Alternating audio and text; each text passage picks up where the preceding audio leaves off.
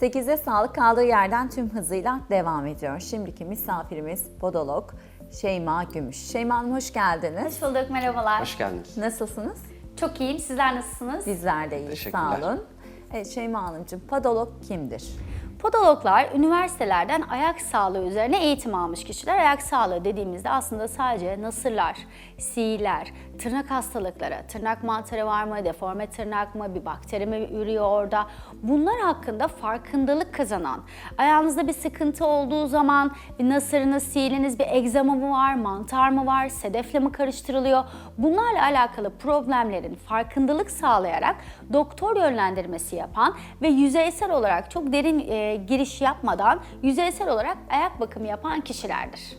Peki bu yaptığınız işlemleri bir şey yapabilir miyiz? Biraz daha açabilir miyiz? Ne tip işlemler yapar podologlar? Önceliğimiz aslında ayak bakımı. Ayak bakımı dediğimizde çok basit algılanıyor ama ayak bakımında biz suya sokmadan işlem yapıyoruz. Öncelikle ayağınızı bir kontrol ediyoruz. Ayağınızda bir deri sıkıntı problemi var mı? Tırnağınızda bir problem var mı? Çünkü ayağı görmeden suya sokmak ve yumuşatmak, belki de oradaki kimyasala, bir de artık biliyorsunuz yumuşatıcılar koyuyorlar. Kimyasal bunlar. Belki derinize iyi gelmeyecek, belki kaşındıracak, belki de egzama ve sedefiniz var ve orada derinizde hiç görmediğimiz, yumuşattığımız için farkında olmadan orada deri temizleme işlemi yapacağız. Burada çok büyük riskler söz konusu. Tırnakta mesela kalınlaşmış tırnaklarda mekanik temizlik yapıyoruz. Bu sayede tırnakların kalınlaşarak deriye daha fazla baskı vermesini engelleyerek yaralar oluşmasını engelliyoruz. Özellikle diyabet hastalarında, sistemik rahatsızlığı olan kişilerde. Bu kişilerde düzenli ayak bakımında ya da hiçbir probleminiz yok, düzenli ayak bakımı yaptırdığınızda kontrollü bir şekilde problemlerin önüne geçmiş oluyorsunuz. Doğru tırnak kesimi yapıyoruz, doğru ayak bakımı yapıyoruz. Ayaklarınızı suya sokmadan inceleyerek ve size farkındalık sağlayarak ayak bakımı yapıyoruz. Bunun içerisinde neler var? Topuk çatlak problemleri, sil, yüzeysel temizleme, nasır derinlemesine güzelce temizleme, kan akıtmadan, sağlıklı deriyi bozmadan, sağlıklı deriye asla dokunmuyoruz. Tırnak mantarlarında mekanik temizleme yapıyoruz.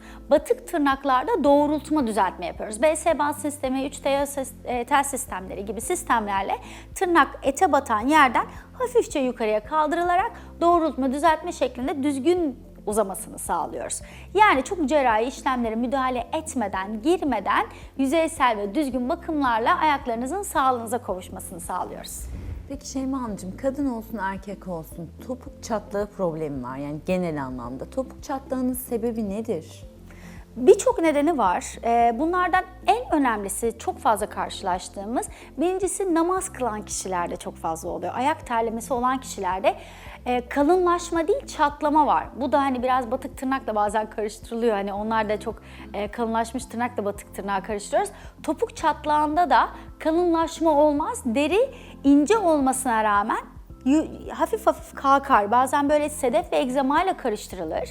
O çatlaklardan yaralar açılabiliyor. Bunlar çok çok önemli konular. Ya da siiller meydana gelebiliyor. Bakteriler meydana gelebiliyor. Çünkü açılan yarada, orada küçük küçük ince derilerde dışarıdan gelen problemlere açık hale gelmiş oluyoruz.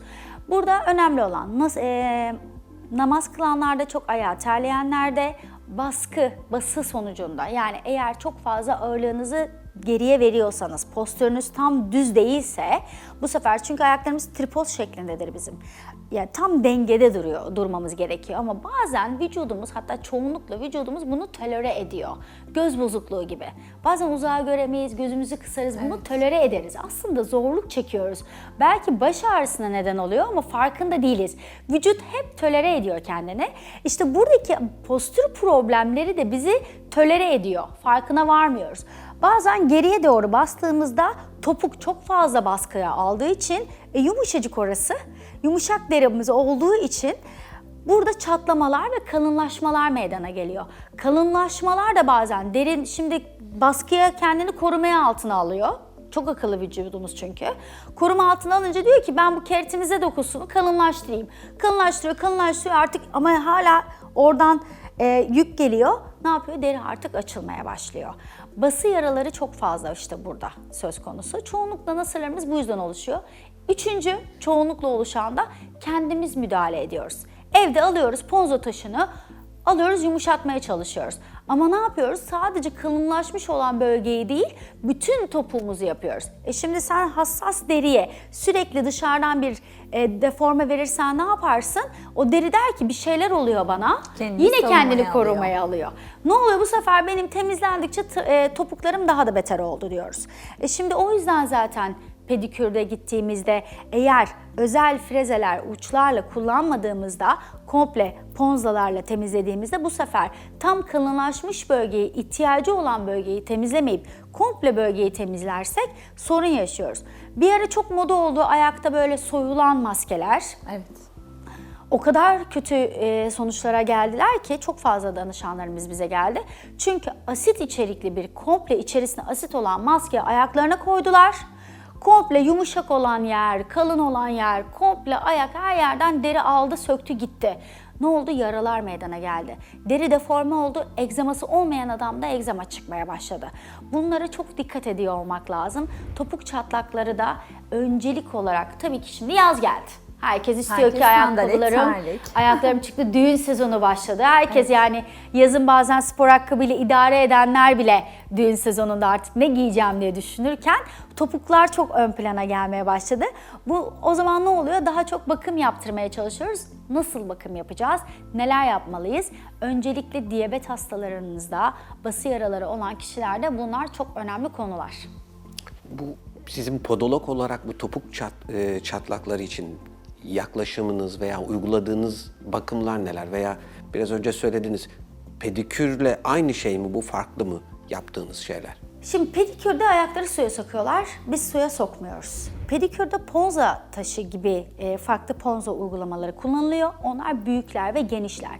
O yüzden topuk baktığınızda çok geniş bir alan ve dönmeli bir yer olduğu için bunlarla uygulama yapamıyorsunuz, istediğiniz yere sonuç yapamıyorsunuz. Ve vücutla yani kol gücünüzle çalışıyorsunuz. O yüzden de ne kadar ağırlık verdiğiniz ve ne kadar orada abrasyon yarattığınızın farkında varmıyorsunuz. Bizler frezele uygulamaları yapıyoruz. Yani RPM hızı dediğimiz frezenin kendi etrafında dönüş hızını hesaplıyoruz. Deride nasıl bir freze kullanmamız gerektiğine bakıyoruz. Çünkü eğer çok kalınlaşmış bir deri ise daha granüllü bir freze ucu kullanıyoruz. Eğer deride hiçbir şey yoksa zaten problemsiz bölgeye asla dokunmuyoruz. Problemli bölgede freze uçlarımızın granüllerine göre ayarlamasını yapıp hızını ona göre ayarlıyoruz. Problemli bölgede diyelim ki çatlak var, çatlağın üzerini kapatıyor olmanız gerekir. Yani çatlaklı bir kişi gelip topuk çatlağı olan bir kişiyi suya sokarsanız, yumuşatırsanız, bir de üstünü oraya hiç kapatmadan temizlik yaparsanız o çatlağın içerisine mikrop sokarsınız. İyi bir şey yapayım derken kötü bir sonuçla karşılaşabilirsiniz. O yüzden de derinin yapısını, katmanını, nerede ne yapacağınızı iyi biliyor olmanız lazım. Podologlar aslında manikürcülerden bir baktığınız zaman bir farkı yok gibi görünüyor. Ama bizim burada farkında vardığımız şey farkında oluyor olmamız. Maalesef ki Türkiye'de podoloji bilimi çok fazla ön planda değil. Biz bunu kendi yerimde de Sağlık Bakanlığı'yla da çok sorun yaşıyoruz. Çünkü bilmiyorlar bizim ne yaptığımızı, tam ne yaptığımızı. Bir bakıyorsunuz ki acaba biz doktorlarla birlikte mi çalışmalıyız? Ayrı çalışmamalıyız. Yoksa sadece pedikürlerle birlikte mi çalışmalıyız? Aslında işimiz aynı iş. Sadece farkındayız. Ne yaptığımızı biliyoruz. Aramızdaki değişiklik sadece bu. Bunu herkes yapsa, ayak sağlığı hakkında milyonlarca insanlar sorun yaşarken bunun önüne geçmiş olacağız. Aslında Şeyma Hanımcığım siz bir nevi yani derinin katmanına bilinçli şekilde inmiş oluyorsunuz. Doğru değil mi? Katmanı hiç inmiyoruz aslında. Evet, yüzeysel fazla olarak olan sadece katmanı epidermis almış üzerinde, oluyorsunuz. evet. Problemli bölge varsa o problemli bölgeyi iyileştirmeye yönelik bir yönelme yapıyorsunuz. Toparlayarak, Toparlama. doğru bir bakım yaparak oradaki bölgenin daha ileri seviyede kötüye gitmesini engellemiş oluyoruz. Evet. Peki topuk çatlağından devam edelim istiyorum. Ben topuk çatlağı postürü doğru kullanmamak, yani doğru basmamaktan ya da yanlış ayakkabı giymekten de olabilir tabii ki. Peki bunun süreci nedir? Kaç günde bir kişi size gelmeli, danışan gelmeli? Ne yönde yönlendiriyoruz? Kaç haftada bir ayak bakımı yaptırmalıyız biz? Kişiden kişiye ve önceliklerine göre değişiyor ama normalde ayak bakımı dediğiniz ayda bir olur. Bunun öncesinde biz genellikle çok çağırmayız kişileri. Eğer topuk çatlağı varsa ayda bir düzenli geldiğinde zaten onu toparlayacaktır ve kişiyi bilgilendirmek lazım. Bu süreçte bir ayak analizi alabilirsiniz. Ayak analizinde kişinin acaba topuğuna mı doğru basıyor yoksa öne mi doğru bastığını görerek yine farkındalık sağlayabiliriz. Bunlar çok önemli. Hocam daha iyi bilir. Postür omurgada problem yaşadığımızda ilk mesela ayağa bakıyoruz biz. Tabii ki analiz ediyoruz. Bunu tabanlık yapmak için değil ya da herhangi başka bir şey değil. Biz bunu görelim ki size ne yapacağımızı bilelim. Çünkü önemli olan bunu biliyor olabilmek. Ya da doğru yönlendirelim. Doğru yönlendirebilelim. Şimdi bakıyorum ayağında topuğunda var ama benim ayağım işte hiçbir sorun yaşamıyorum, bir şey yapmıyorum. Ama zaten kişiyi biz artık o kadar gözümüz alışıkmış ki hocam siz de görüyorsunuzdur. Kapıdan içeri girdiğinde zaten bir bakıyorsun skolyozu mu var, kifozu mu var, ne sorunu var, neden var, neresinde ağrısı var görebiliyorsun bunu. Bu tabii ki de hani gelip de senin buyum var demiyoruz ama bir problem olduğunu fark edebiliyorsunuz çünkü bunu görmüşsünüz. Normal olarak gelip baktığımda ya diyorum ki senin ayağında bir problem var, senin kesinlikle omurganı kontrol ettirmen lazım. İnternete bakın, postür analizimi kendim evde nasıl yapabilirim?